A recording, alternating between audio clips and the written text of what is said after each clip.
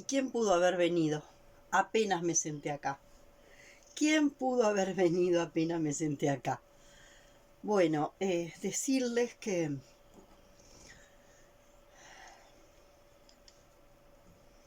a veces es fácil darse cuenta cuando comenzamos a hacer las lecturas que tienen que ver con el cuerpo de lo programados que estamos. Me ha pasado de trabajar con chicos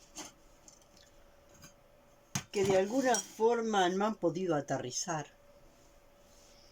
No han podido aterrizar porque tienen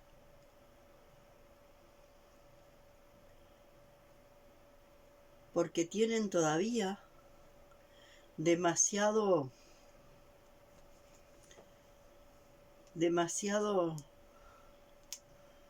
estoy buscando la palabra. Ustedes esperen que esto yo no lo edito, esto sale así al natural.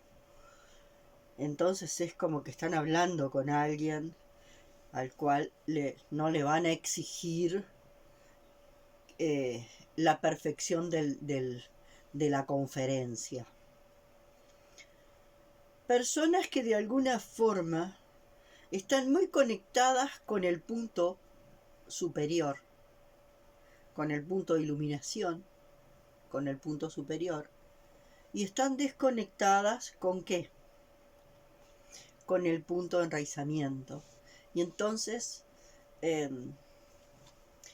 vibran en la frecuencia, de ese punto de iluminación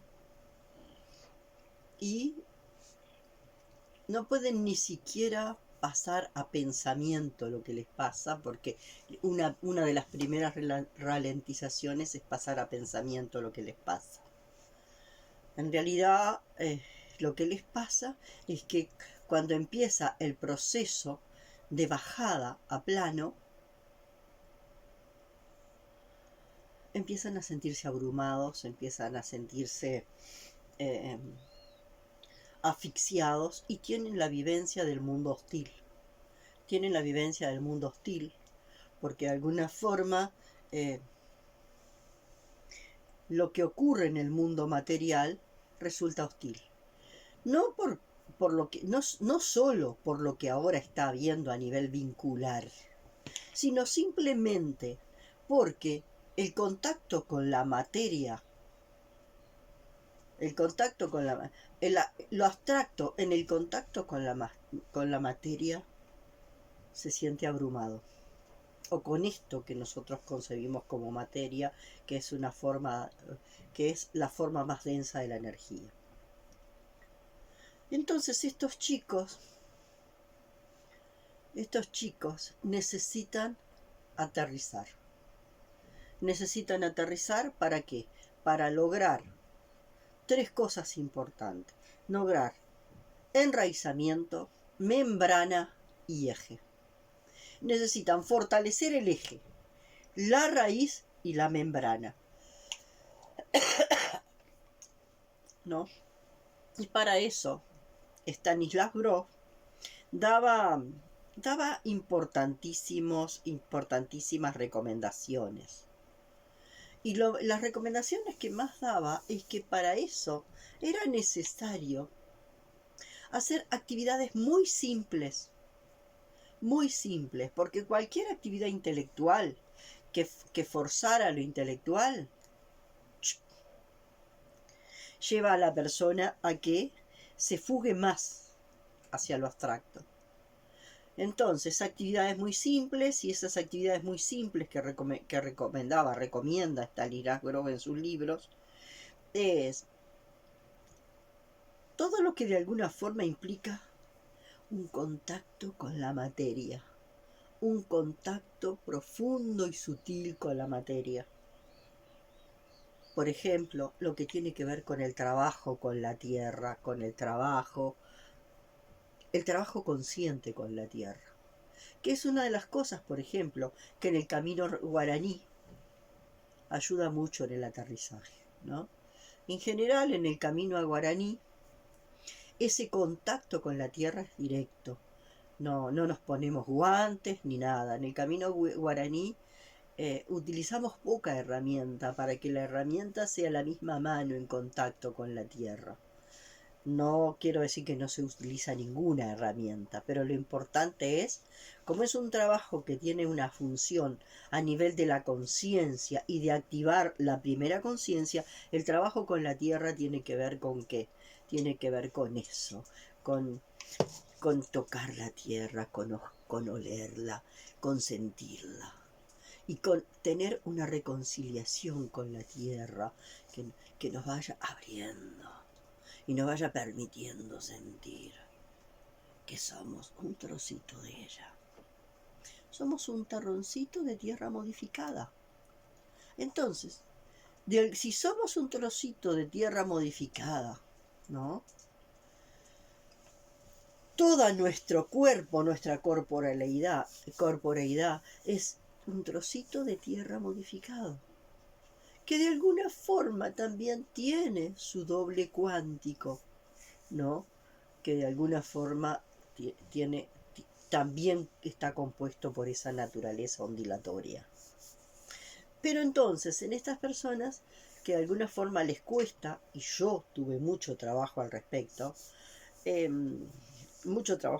porque yo de alguna forma sentía eso. A mí me pasaba que yo iba caminando desde niña, y yo tenía una sensibilidad muy grande. Me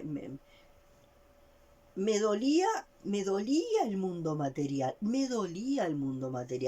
Era, a ver, no, cuando me chocaba contra un objeto material, a mí me dolía. Y me dolía, no un golpe, un toque. Que lo material me tocara, me era un dolor.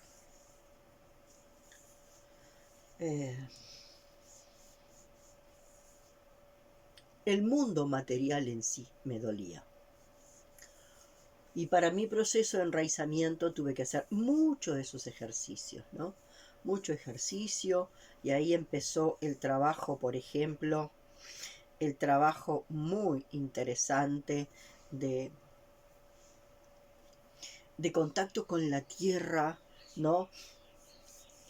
¿No? Sintiéndola y sintiendo que yo soy un pedacito de tierra modificada, y que así como la tierra también tiene su naturaleza material y su naturaleza ondulatoria, ¿no? Nosotros también tenemos una naturaleza material y una naturaleza ondulatoria. Ahí estamos. Ahí estamos en este dilema que cuando nosotros le planteamos a una madre que tiene un niño, un puber, un adolescente e inclusive un joven que tiene estas dificultades y que realmente lo que necesita es bajar a lo más simple, y de ahí va a empezar a poder acceder a los planos más intelectuales, pero primero empezar por lo más simple. Bueno, en ese sentido, lo que siempre me ha pasado es que las madres tienen una resistencia enorme. Están programadas porque el hijo exitoso tiene que tener una formación académica, ser universitario o acercarse a esos niveles. Entonces, todas las actividades que tienen que ver con eso, que de alguna forma permite eso, ¿no? De la tierra, amasar, meter las manos en la masa y amasar, ¿no? Todo eso que de alguna forma nos permite, ¿no? En la escuela, por ejemplo, se usa mucho la plasticina, ¿no? Que el niño hace ese movimiento, ¿no? La historia es que la plasticina no te permite ese contacto, ¿no? Porque el olor de la plasticina, bueno, y además que es una es una sustancia artificial. En cambio, la harina que te conecta con el trigo, que el trigo te conecta con la tierra, y eso te empieza a permitir algo, ¿no? Algo de nosotros se identifica con la tierra y con ese saber que somos un trocito de tierra modificada. Y, y es muy difícil las madres cuando uno da sugerencias y explica el por qué el chico tiene que, al chico le conviene, es adecuado para él que vaya a hacer jardinería y que vaya a hacer jardinería con este tipo de con esta orientación, o vaya a hacer panadería, o vaya a hacer cosas que lo conecten con eso,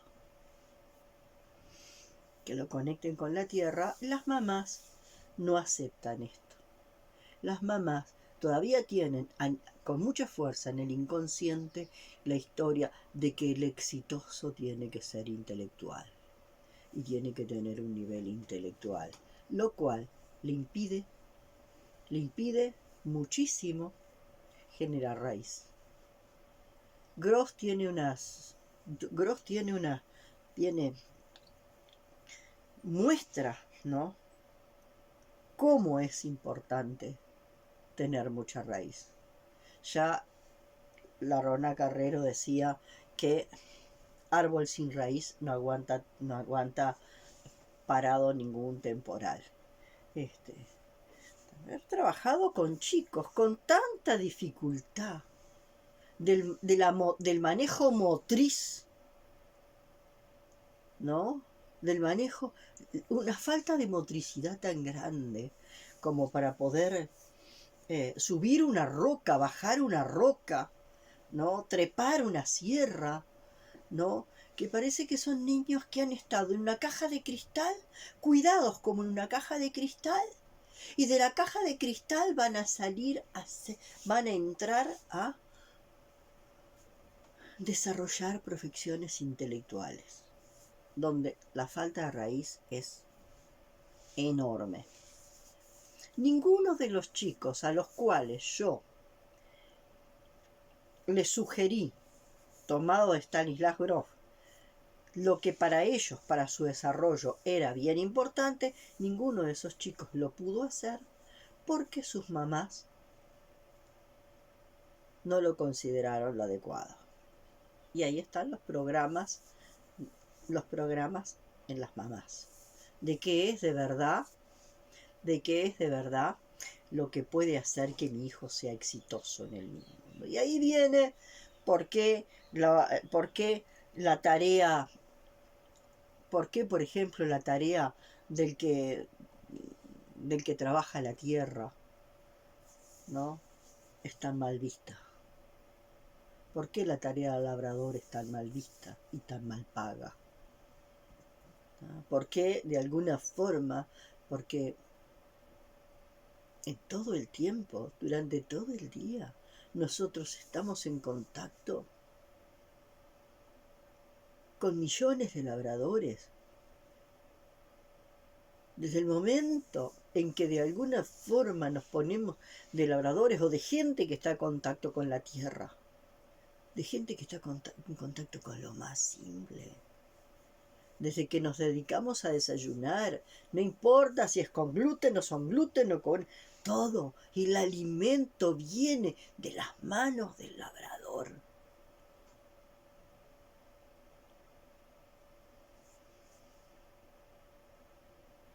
Y sin embargo, hay un desprecio por esa tarea, como hay un desprecio por casi toda la tarea que se hace con las manos y que se hace con las manos y con la sabiduría del cuerpo, La sabiduría del cuerpo no se considera sabiduría, que es algo de alguna forma que ha estado muy fuerte en los fundamentos, por ejemplo en Uruguay, de los programas de la UTU. Siempre se consideró que el liceo es para los inteligentes y la UTU es para los que son torpes y tontos y los atrasados. Y hay programas de la UTU que intentan mostrar que no es así.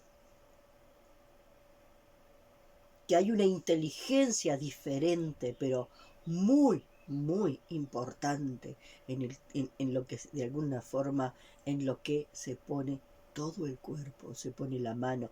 Hay una inteligencia muscular, hay una inteligencia. Una vez, justamente cuando yo empecé el camino guaraní, yo nunca tuve cuando niña mucho trabajo con la tierra, pero sí estuve siempre muy cerca de mis padres cuando trabajaba con la tierra. Mi tarea era eh, mm, echarle agüita a las plantas, ¿no? Una tareita, sí, no era meter las manos en la tierra y trabajar en la tierra y tomar una pala. Pero me acuerdo que una de las compañeras decía, ¿cómo se te nota la cosa campesina? Cómo tu cuerpo se para con la pala. Tu cuerpo se para y maneja corporalmente la pala, con una destreza. Eso es sabiduría acumulada, sabiduría de mis ancestros, porque vengo de ahí, porque vengo de lo campesino. Y sin embargo, ver cómo cómo estaba su motricidad en el manejo de la pala, y se veía una motricidad forzada. Pero hay un desprecio tan importante, hay un desprecio tan grande en nuestra cultura, con todo esto, con el academicismo, de esa otra sabiduría, de la sabiduría muscular, de la sabiduría del cuerpo, que se va traspasando, ¿no? Traspasando generación tras generación, una sabiduría que está tendiendo cada vez más a perderse, porque cuanto más nos robotizamos, esa sabiduría se pierde cada vez más. Y en algún lugarcito cada uno de nosotros tendría que tener su pequeño jardincito para poder tener ese contacto. Bueno, cuando uno cuando como terapeuta tú te das cuenta que lo que ese niño necesita, con ese puber necesita, ese adolescente y ese joven necesita, cuando tú te das cuenta que la cosa va por ahí, que la cosa va por ahí, y que es por ahí que tiene que ir, y la madre se resiste porque quiere, porque dentro de ella hay un desprecio por eso simple que de alguna forma nos proviene de la sabiduría campesina y quiere el intelectual citadino, ¿no? Ante eso no podemos hacer nada. Ante eso tenemos que hacer silencio y podemos sugerir, claro que podemos sugerir.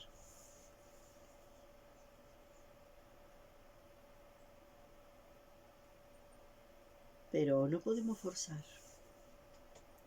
Mientras esa madre no esté dispuesta a hacer un proceso personal ella, de verse y de ver su disociación y de ver de alguna forma cómo está en lealtad a eso que está arriba y la dificultad de contacto con esto que está abajo.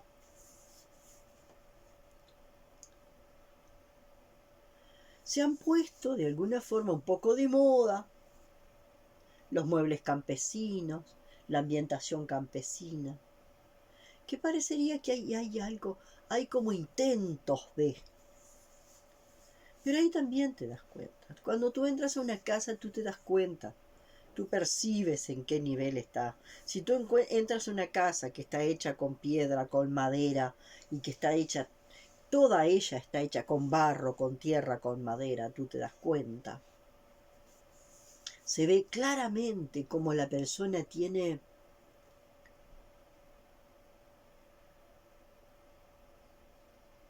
vibra con lo campesino, vibra con la tierra en su estado más natural.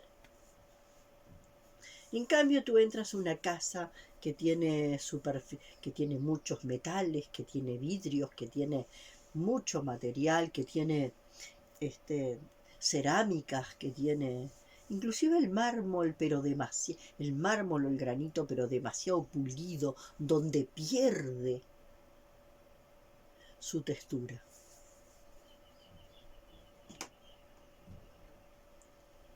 Entonces acá está esta historia de lo brillante y lo opaco, ¿no? Y lo brillante y lo opaco tiene dos niveles. Lo que a nuestros ojos puede ser muy opaco, a lo mejor tiene mucho brillo si somos capaces de ver el doble ondulatorio, el,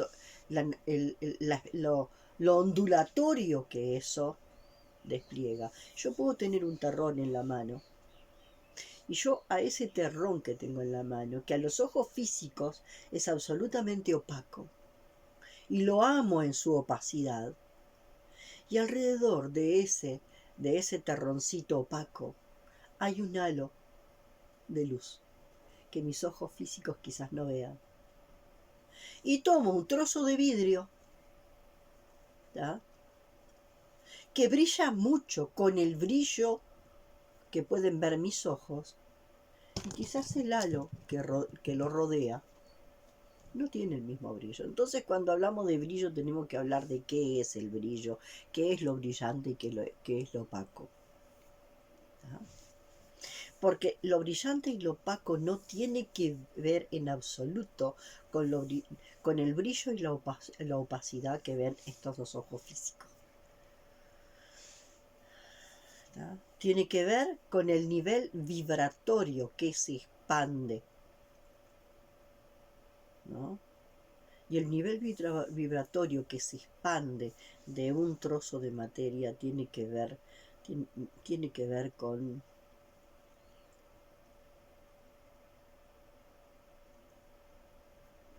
ay, con lo genuino que de ese elemento se irradia.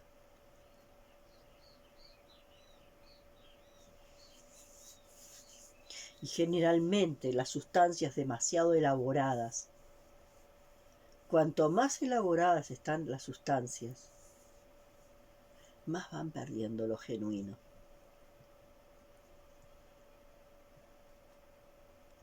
Entonces así estamos, ¿no?, en este mundo que vamos yendo cada vez más de lo natural a lo artificial. En el proceso de lo natural a lo artificial se va perdiendo lo genuino. Bueno, esto quería decir hoy porque quizás ha sido algunas de las frustraciones que he tenido que yo atravesar y trascender, ¿no?, en esto de querer mostrar determinadas cosas a determinada gente y mostrarle a una persona que desde lo que yo estoy observando, el camino no es por acá, el camino es por allá, y hay una lógica en la cual me apoyo para mostrar que el camino es por acá. Y como la mayoría de la gente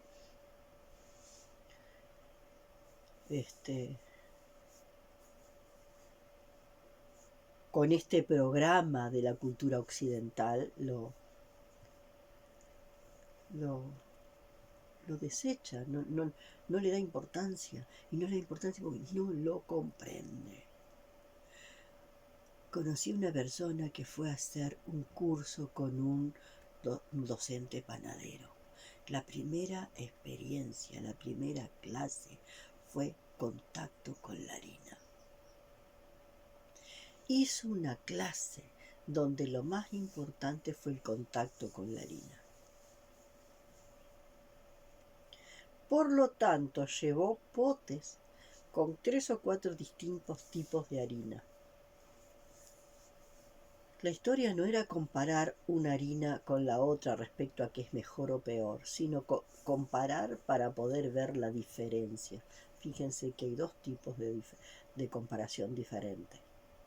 Una que me permite conocer la diferencia y otra que viene del modelo valorativo que me dice esta harina es mejor que la otra. No, no hay mejor ni peor, hay diferente.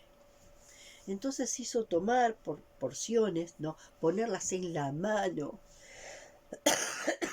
olerlas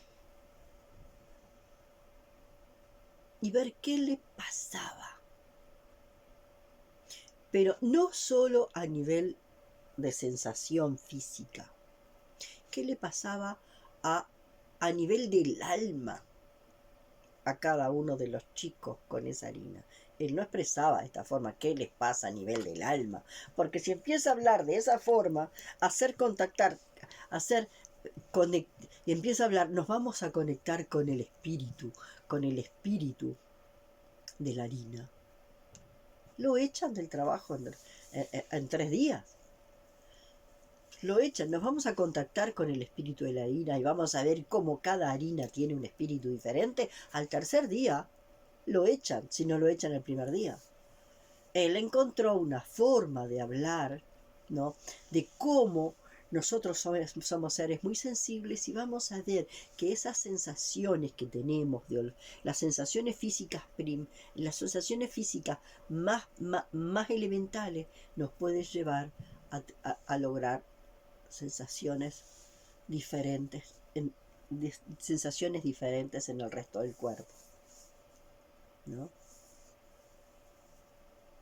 Y entonces se veía que hay harinas que de alguna forma llevan a la persona a, ¿no?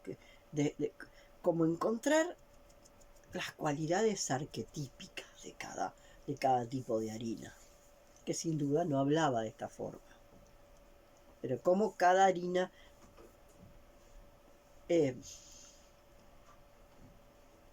trae en sí una cualidad arquetípica diferente.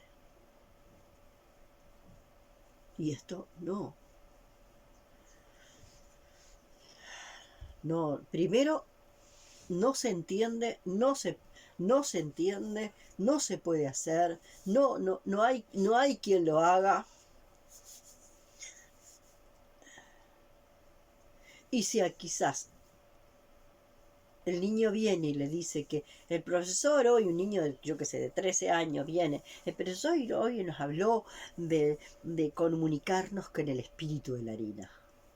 A ver qué haría la mayoría de la gente.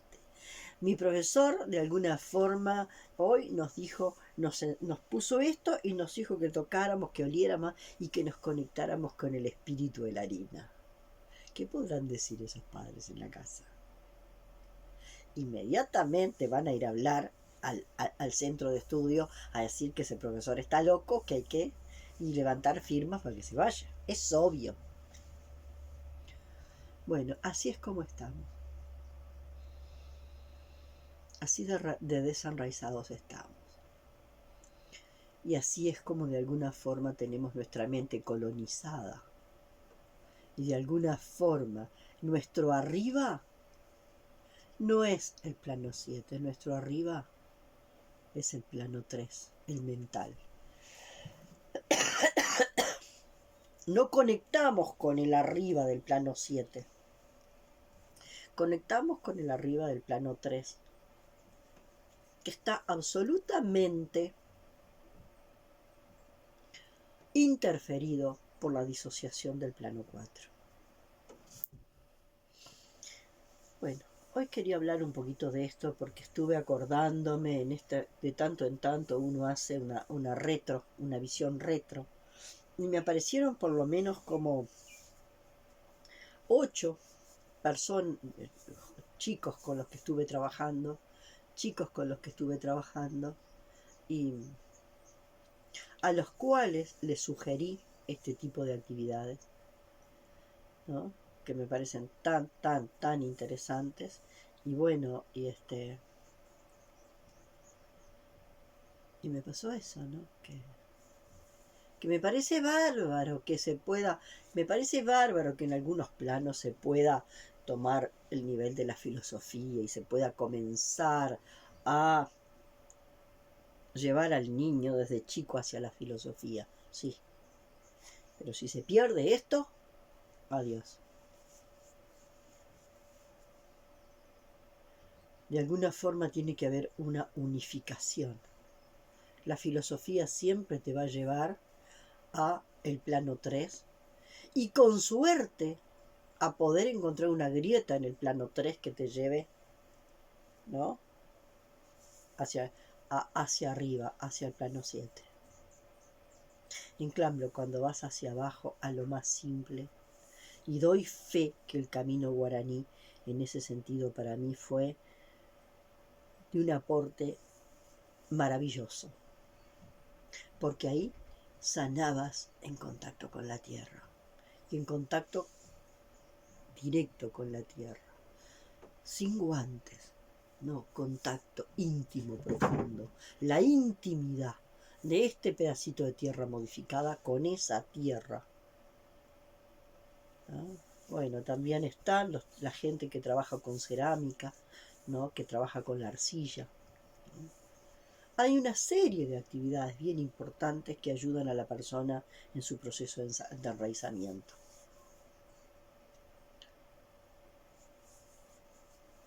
Y bueno,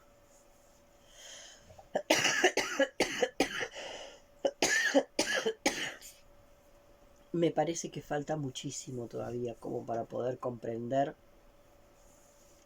Y vuelvo de vuelta a ese planteo, ¿no? De los charrúas.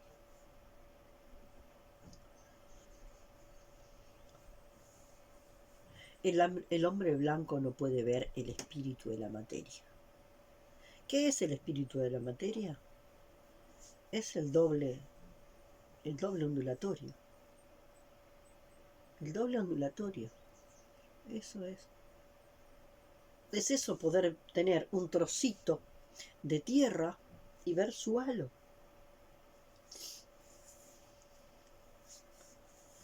¿No? Y cómo, cuanto más interferencia tiene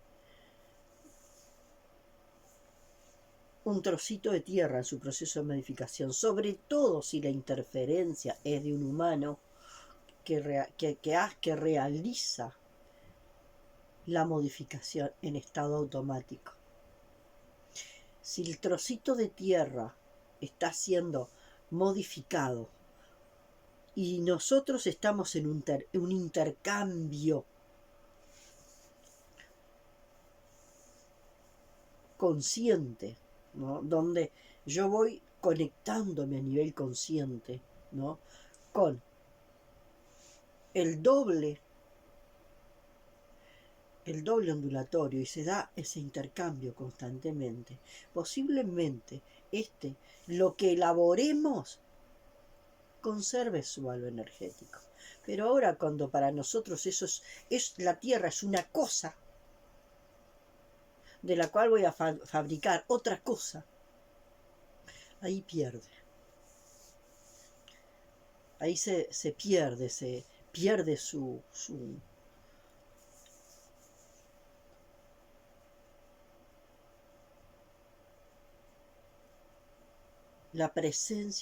pierde la presencia del espíritu de la materia, como diría el charrúa. Se va desluciendo.